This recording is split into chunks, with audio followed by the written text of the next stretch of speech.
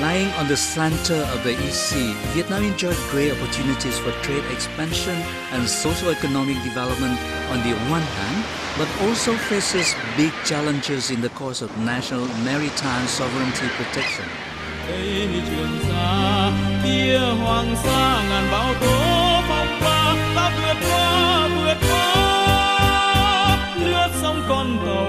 With more than 3,260 kilometers of coastline running from north to south and thousands of big and small islands, including the two archipelagos of Hoàng Sa and Trường Sa, the sea and islands of this country have been part and parcel of the cause of national defense and building of the Vietnamese people throughout many centuries. From the 10th century AD, Vietnam formally gained back her independence, and from then on, successive Vietnamese feudal courts tried their best to protect the nation's boundaries, coastlines and islands, taking it as one of the most important and sacred tasks. Since the time of the Lý, Trần and Lê dynasties, stretching out to the high sea and protecting the islands were the key components of the national development strategy on their move southwards. Historical records strongly confirm that at least from the 17th century AD, the Nguyễn dynasty had already established sovereignty over and effectively exploited the two archipelagos of Hoàng Sa and Trường Sa when these areas were still terra nullius, or lands not belonging to any country. Apart from conducting production on the two archipelagos, the Vietnamese feudal courts also ensured that Vietnamese and foreign ships passing by the waters here enjoyed good safety. These activities show the real unceasing and peaceful exercise of sovereign rights over the archipelagos of Hoàng Sa and Trường Sa by the Vietnamese feudal state in accordance with the international laws of the time.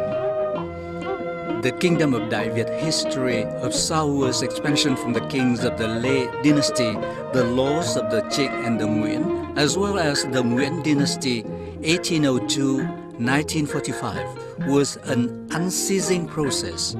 In 1628, a civil war broke out between the two lords of the Trịnh and the Nguyễn, leading to a division of the country with the Trịnh lords in the north and the Nguyễn lords retreating to the south. Under the Nguyễn lords, the navy was strongly developed, marked by the great victory over the Dutch warships in 1644 at the mouth of Giang River.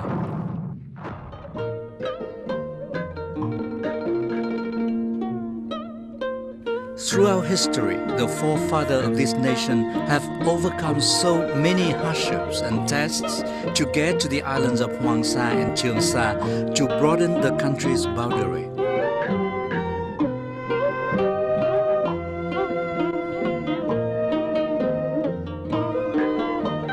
All the traces of the exploration, management and exploitation of Hoàng Sa and Trường Sa Islands by the Vietnamese feudal courts have been recorded in both Vietnamese and foreign historical documents. In the eyes of our ancient people, Hoàng Sa and Trường Sa were considered as one single stretch of land. Ancient maps and texts prepared by Western navigators also show these two archipelagos as one pennant stretch of sand offshore the Vietnamese coasts.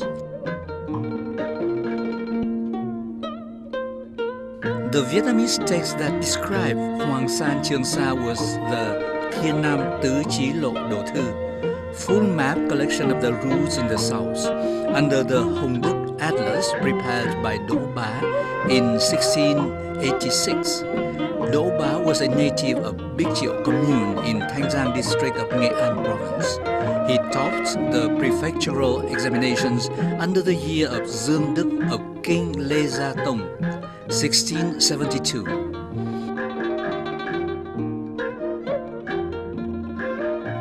By the time of the Qinghua era, 1680-1705, he took an order from Lord King and resigned, disguising as a merchant from Lam River to cross to the coastal region of Thuận Quang, now running from Quảng Bình to Phú Yên provinces and neighboring countries like Chiêm Thành and Chân Lạp to study the geographical and topographical conditions to develop the national maps and recommend the solutions to conquer the south to Lord Trịnh Cán.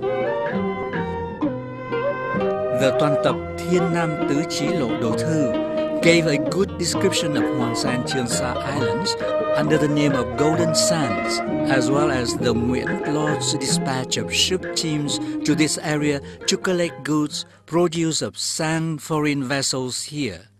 The book recorded that there is a stretch of golden sand in the middle of the ocean running approximately 400 miles in length and 20 miles in width, occupying a whole region from the Đại Chiêm river mouth to Sa Vinh river mouth. Whenever there is a southwest wind coming in, merchant ships moving along the inside of the lane used to be stuck in here. Those navigating outside the lane got the same problem when the northeast gusts blew in. Most of the crews were found dead because of hunger and left the goods unattended. The Nguyễn Lords sent a team of 18 vessels every year to this area by the end of the winter to collect these goods, most of which were gold, coins, and ammunition. Documents from the 18th century clearly recorded that the Hoàng Sa and Bắc Hải fleets were set up as task forces to perform specific duties given by the king at Hoàng Sa and Trường Sa Islands. The Lord of Nguyễn first set up the Hoàng Sa teams to draw the maps of the area and collect rare sea products, resources and goods from sunken ships in Hoàng Sa. They later also organized similar forces to dispatch to Trường Sa called the Bắc Hải teams. Traces of their activities are found in many written documents, of which the most notable one was the Phủ Biên Tạp Lục, Frontier Chronicles, by Lê Quý Đôn in the 37th year of the Cảnh Hưng era, 1776, when he was Lord Trịnh Sâm military advisor in Thuận Hóa and Quảng Nam.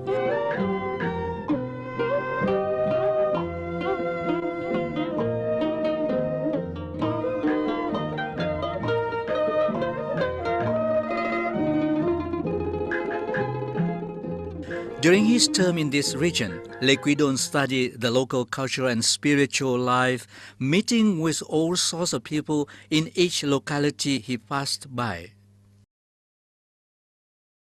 His book recorded all the events and the solution to them when the scholar-cum-official came to the localities to pacify the border areas. There are currently 8 versions of the book, 5 archived in the library of the Hàn Institute in Hanoi and the others in France. In its second volume, page from 27A to 29A, the following description was found. An Bình commune of Bình Sơn district in Quảng Ngãi province is near the coast. To its northeast, there are many islands and rocks offshore, numbering up to 130. Each separating one from the other for roughly a few hours to a few days' sail. Upon the high rocks and islands, there is fresh water and golden sandy beaches of about 30 miles long, stretching undisturbed by the clear water. On the rock, there are thousands of swallow nests, which are home to tens of thousands of innocent birds that never fear humans. Most of the ships got stuck here under strong winds. In the past, the Nguyễn Lords set up the Hoàng Sa teams with some 70 members each, recruiting people from An Vinh commune, taking turn to go to the islands on 5 small fishing boats from March each year, carrying along sufficient food for 6 months. It usually took them 3 days and 3 nights to reach the islands. The Phổ Biên Tạp Lục was later revised in a more scientific and objective way for incorporation into the bigger set of Đại Việt Sử Ký Tục Biên, a record of the histories of the Đại Việt Kingdom, which was the official historical records prepared by the Historical Office during 1676-1789. The manuscripts of Lê Quý Đôn were now made official. The Đại Việt Sử Ký Tục Biên, as well as other historical documents, were all combined by the Feudal Court's History Office established and staffed by the kings themselves. Existing for more than 125 years since the court of King Minh Mạng, 1820 to 1945. This office left many carefully compiled historical and geographical documents. They not only represent historical but also methodological and cultural values shown by the way they were compiled. The success of this office could be seen as a success of the Nguyễn dynasty's cultural and educational policies. To date, many valuable documents by the Nguyễn Court's History Office have been published and translated into various languages like French, Chinese, and modern Vietnamese, including such work as Records of Đại Nam, Complete Official History of Vietnam, Story of Đại Nam, Chronology of the Minh Mạng Years, Complete Chronology of Đại Nam, Geographical Notes of Hoàng Việt, Complete Geographical Records of Đại Việt, Geographical Notes of Gia Đình, Geographical Records of Phương Đình, Geographical Records of the Đồng Khánh Court. All of these works confirm the Nguyễn dynasty's operation to manage and exploit the two archipelagos of Hoàng Sa and Trường Sa. The Đại Nam Thực Lục Chính Biên, compiled by the Nguyễn Court's History Office in 1848, provides a chronology of events taking place under the courts of Gia Long, Minh Mạng, and Thiệu Trị. It recorded King Gia Long's occupation of the Hoàng Sa Islands in 1816 and King Minh Mãng's construction of temple and steles and planting trees on the islands. The king also had the islands mapped. In volume 50 of the work, it is written as follows. In the second lunar month of the year of the pig under the 14th year of Gia Long era, 1815, the king dispatched the Hoàng Sa flotillas headed by Phạm Quang Anh to the Hoàng Sa Islands to explore the route to the high sea.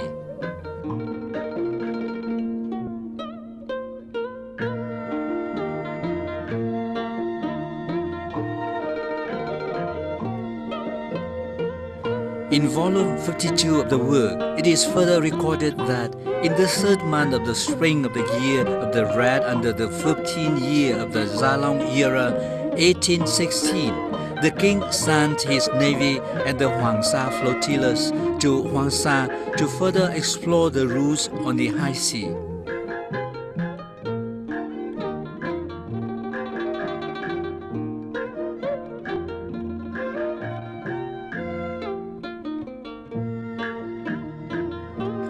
Volume 104 writes, the king tells the Ministry of Public Works that the island stretch of Hoàng Sa in the territorial water of Quảng Ngãi has the water and the sky mixed in one color, making it hard to verify the water depths and therefore leading to the accidents of merchant ships.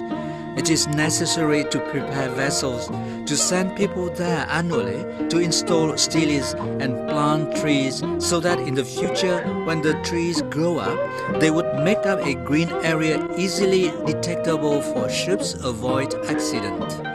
That would be a deed forever. In another instance, the Brief History of Vietnam, published in the 30th year of the King Tự Đức era, 1877, offers the following description of Vạn Lý Trường Sa. Vạn Lý Trường Sa belonged to the territory of Quảng Ngãi province, from Lý Sơn Islands, alias Ngoai La or Vela by the Tang Chinese. It would take some 3 days' sail to reach. In the early time, the Great Vietnam country used to recruit youths from the two communes of An Hải and An Vinh to the Hoàng Sa flotillas to send there to collect marine produce. They started their journey in February and returned in August every year. There is a temple roof with ancient tiles and a giant plaque inscribed with 4 letters Vạn Lý Ba Bình, and no one knows when this temple was built. Servicemen and people used to spread plant seeds from the south everywhere around the temple whenever they happened to pass by, so that when the plant grew up, they would make a natural sign for boats. Since the abolishment of the Huangsa flotillas, boats no longer pass by as before.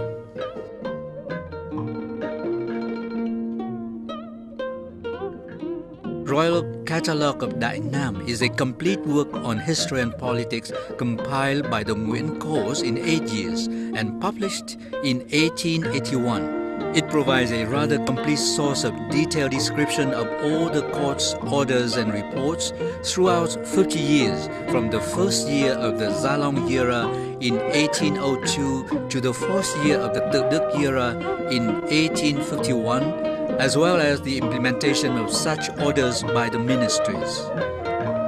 In its volumes number 207 and 221, the book once and again describes the landscapes and rules among the islands of Huangsa and repeat the necessity of dispatching navy, border guards and supervisors from Quảng Ngãi and Bình Định to this area to measure and map the islands, building temples and sovereignty steles in order to identify the water lanes, directions, positions and lengths of the sea routes in Huangsa.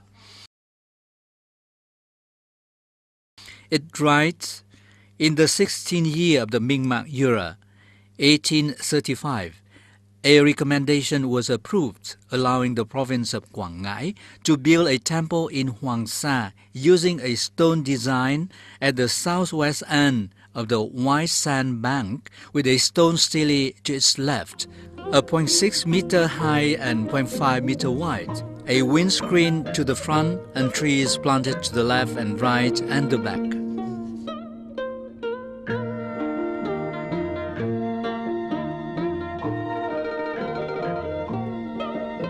The brief official history of the royal court, another historical work of the Nguyễn dynasty, compiled in the 9th year of the Khai Định era, 1924, referred to a legendary figure, a Phạm Hữu Nhất from Lý Sơn Island.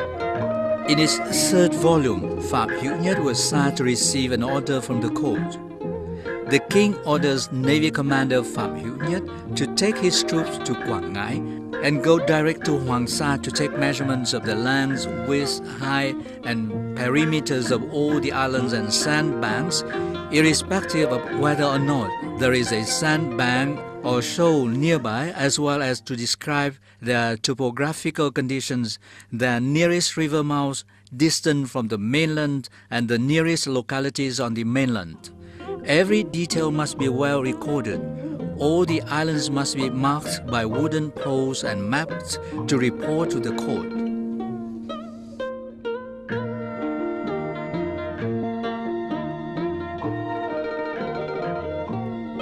Also, in connection with the dispatch of Phạm Hữu Nhất to Huangsa, a royal order dated the 17th year of Ming-Mang era, 1836, has the writing of King Ming-Mang, which says, the Ministry of Public Works reports that after the notice by the Cabinet to the relevant authorities, the boats have been sent to Huangsa, each carrying 10 wooden poles of about 2 meters long and 0.05 meters thick, inscribed with the letters 17th year of the King Ming-Mang's era. In the year of the monkey, the Navy commanders took the order to travel to Huangsa to survey and install the markers. Under this order, the commander to Huangsa will be Phạm Hữu Nhất.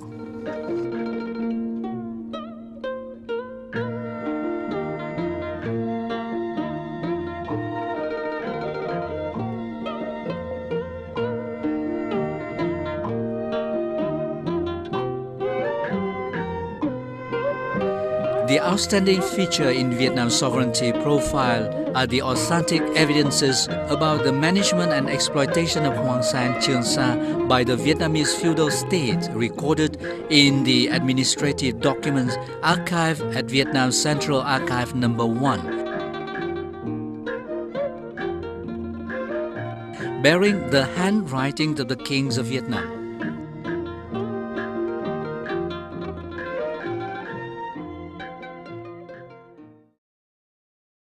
The implementation of the King's order on the recruitment of crew and preparation for the Hoàng Sa teams is shown in the report dated the 15th of the 4th lunar month of the 15th year of the Minh Mạng era, co-prepared by the Quảng Ngãi Provincial Treasurer and Judge, clarifying the names and home villages of each of the Hoàng Sa flotillas as follows.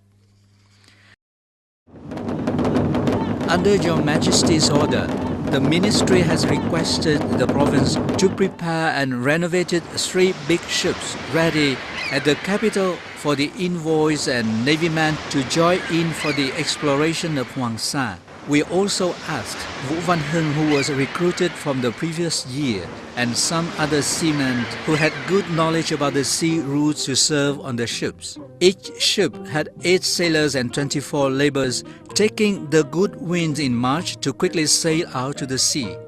To date, all the preparations are ready and the envoy have arrived. Taking into account the reasonable analysis of Vũ Văn Hưng on the recruitment of men, we decided to issue the permits to the experienced seamen headed by Đặng Văn Xiêm to man the ships, showing the way to the sailors brought in by the envoys, the Navy and Vũ Văn Hưng to travel to Hoàng Sa to perform the tasks.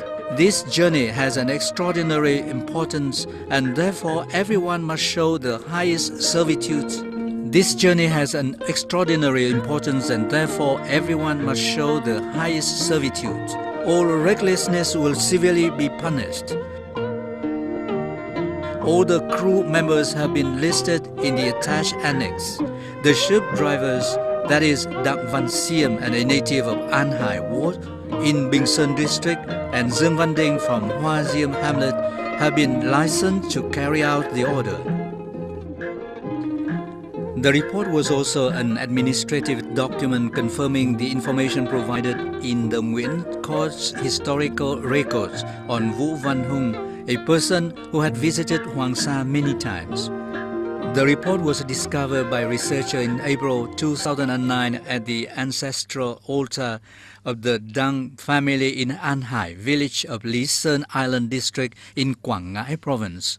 After 175 years of conservation, the family decided to donate this precious document to the government in order to assist the national cause of national sovereignty protection.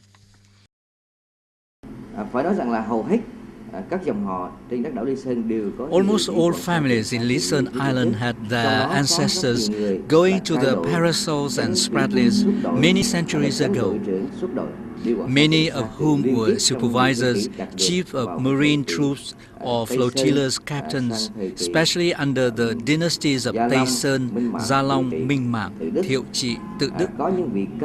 Many Parasols and Spratlys goers became popular, such as Vũ Văn Phu, Vũ Văn Khiết, Phạm Hữu Nhất, Phạm Văn Nguyên, Phạm Văn Biên, Phạm Quang Anh. All the families of those have kept documents relating to the Parasols and Spratlys, given their full awareness that their ancestors had rendered great services by claiming land, demarcating and installing sovereignty stelaes on those distant islands. Having access to the report of Đặng family, we were extremely touched to find that the content of this 4-page document was fully consistent with the writing in Nguyễn Dynasty history books such as Đại Nam Thực Lục, Khâm Định Đại Nam Hội Điển Sử Lệ, Quốc Triều Chính Biên Toát Yếu, Nguyễn Dynasty Royal Records, etc. It can be said that this report is of great significance and extremely important to the assertion of Vietnam's sovereignty over the Parasols and Spratlys Islands. Hết sức đặc biệt quan trọng đối với việc góp phần khẳng định chủ quyền lãnh thổ của đất nước Việt Nam chúng ta trên vùng đảo Hoàng Sa và Trường Sa của Tổ quốc. To members of the Hoàng Sa flotillas, those who accomplished their duties would be awarded, while those committing mistakes would receive the coarse punishments as described by the report dated the 13th of the 7th lunar month of the 16th year of the Minh Mạng era 1835 as follows. Team leader Phạm Văn Nguyên was sent to Hoàng Sa, but procrastinated on his return. Therefore, the king made an order to have him punished by the ministry. However, after the interrogation, it was revealed that he also showed signs of corruption. All the team completed the tasks very well and carefully and should be awarded, except for team leader Phạm Văn Nguyên, showed arrogance and extravagance upon his return, unworthy of his status, and was therefore dismissed from his positions and fettered. The king asked the ministry to spank him with 80 canes, but later revoked his decisions and reinstated his former post. Other dealing with the mapping of the area like Supervisor Trần Văn Vân, Nguyễn Văn Tiên, Nguyễn Văn Hoang had not been able to produce accurate maps, also received a punishment of 80 canes, but were all pardoned. Guide Vu Văn Hưng and Phạm Văn Seng were awarded with small silver dragon coins, and others in the team were awarded with 600 coins and were posted back to their former units. Laborers recruited from the provinces were also awarded with 600 coins each, except for the 2 people previously awarded. The reason for other Hoàng Sa flotillas' inability to make their excursion to Hoàng Sa due to bad weather were also reflected in the documents dated the 2nd of the 4th leap month of the 19th year of the Ming-Mạc era 1838 as follows. Under Your Majesty's order, the measurement of Hoàng Sa was scheduled in the later half of the 3rd month, yet wind shear and water flow were not good enough to make it. As such, our ministry suggested the deadline should be extended to the late half of the 4th month. I hereby report by facts. King Ming-Mang was extremely fond of sea and island affairs. The coast dispatch of measurement flotillas to the archipelagos of Hoàng Sa and Trường Sa was recorded at the report dated 21st of the 6th month of the 19th year of the Ming-Mạc era, 1838, as follows. Our flotilla has reached 25 islands in 3 zones. 12 islands were discovered each year except for the 13th one. Of the 4 areas I reported by navigator Vu Văn Hưng, 3 were surveyed. The only one left was located south and far away from the others. Due to strong southern wind, potentially long delay until the wind is weaker, we suggested that the survey should be commenced by next year. In reviewing the 4 maps recorded, we noted that they were drawn on each particular area, one drawn on the whole 3 areas, and an unfinished diary. As such, I hereby seek Your Majesty's permission to double-check those documents and urge the submission of the finished products. Hence, the management and exploration of Hoàng Sa and Trường Sa archipelagos were conducted by Hoàng Sa and Bắc Hải flotillas during the Lê Nguyễn dynasties. The crews were recruited carefully, paid and managed by the court. All changes that might affect the survey and measurements of those 2 archipelagos must get the king's permission. These are official court documents bearing the king's seal and handwritings in red ink. Woodblock, a special resource in the archives on Vietnam's sovereignty over the archipelagos of Hoàng Sa and Trường Sa. Woodblocks of the Nguyễn dynasty were carved wooden plates used for printing historical literature and documents ratifying by the king. They were made during the operation of the National History Office of the Nguyễn dynasty in Huế, including those transferred from the Temple of Literature in Hanoi. Under the reign of King Ming-Mạc and King Thiệu Chi, woodblocks were archived at the Temple of Literature in Huế. They were moved to Đà Lạt since 1960, of which 30,000 were stored at the 4th National Archives of Vietnam in Đà Lạt. The collection of wood blocks of the Nguyen dynasty won UNESCO's recognitions as a memory of the world in 2009.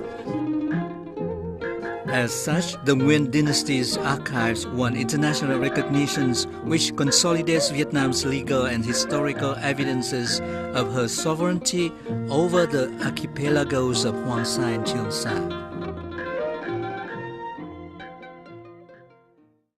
At present, the Chinese Nome Research Institute is archiving a large number of books left over by our ancestors, either in ancient Chinese or Nome scripts, generally called Chinese Nome books.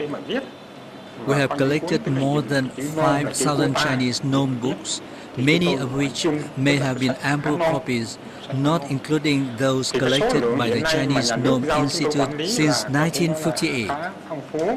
This is a large quantity of books featuring many aspects of our country's life over more than 1,000 years, even back to 2,000 years ago.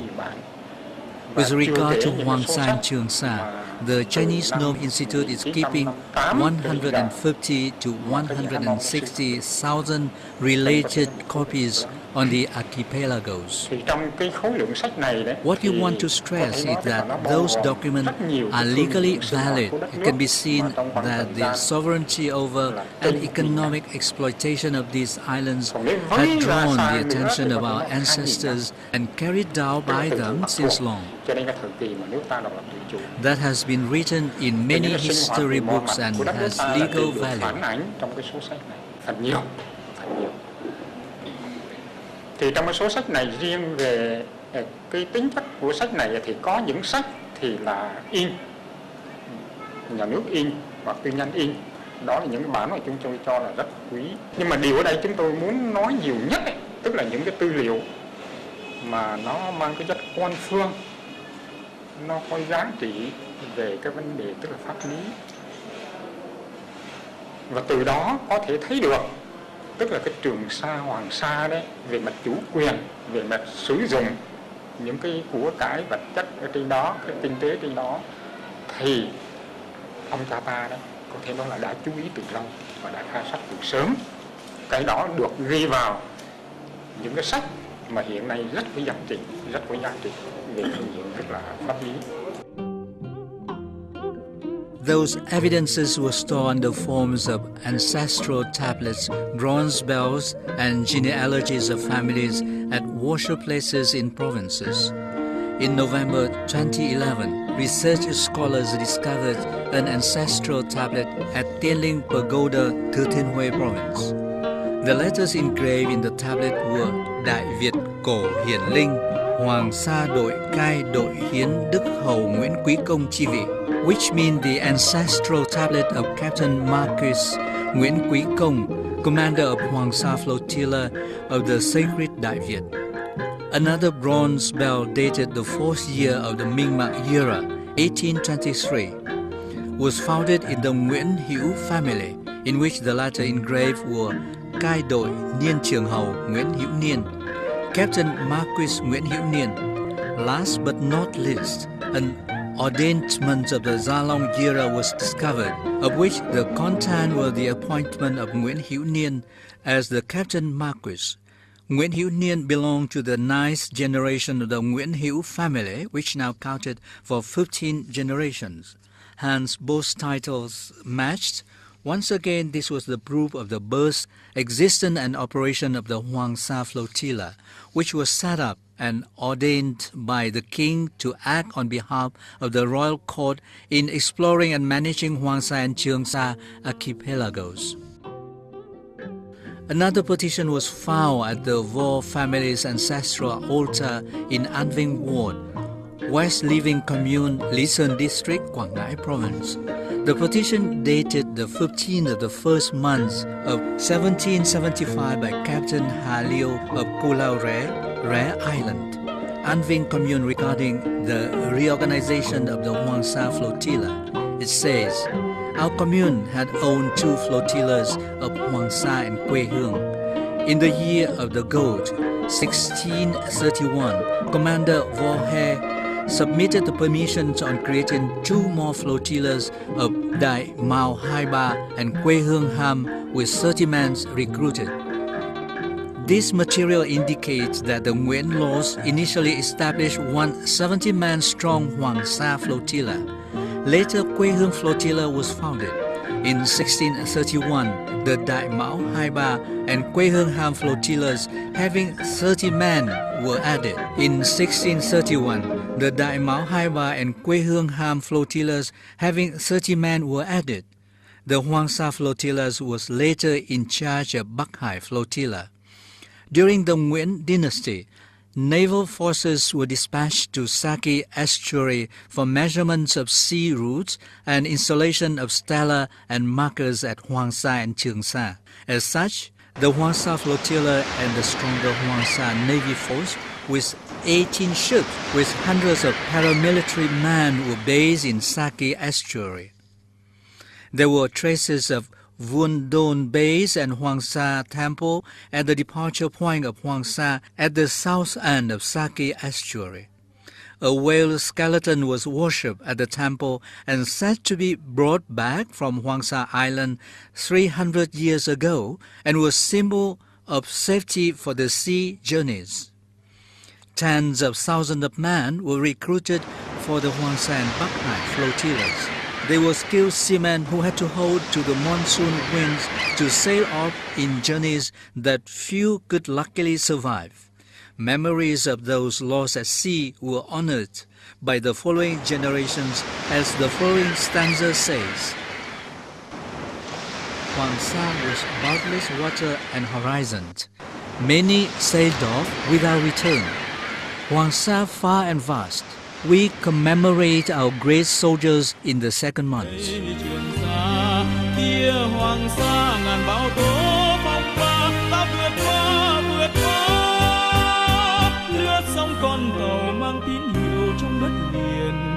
Mắt em nhìn theo con tàu đi xa mãi, giữa nơi biển khơi đang nở rộ ngàn bông hoa san hô, cánh hoa đỏ thắm bao hy vọng anh gửi về tặng em. Ơi ánh mắt em yêu như biển xanh, như trời xanh trong nắng mới. Nhớ cả dáng hình em mùa gặt nặng đôi vai, sóng dù mối tình đời thủy thủ càng thêm vui. Đây con tàu xa khơi, đây con tàu xa.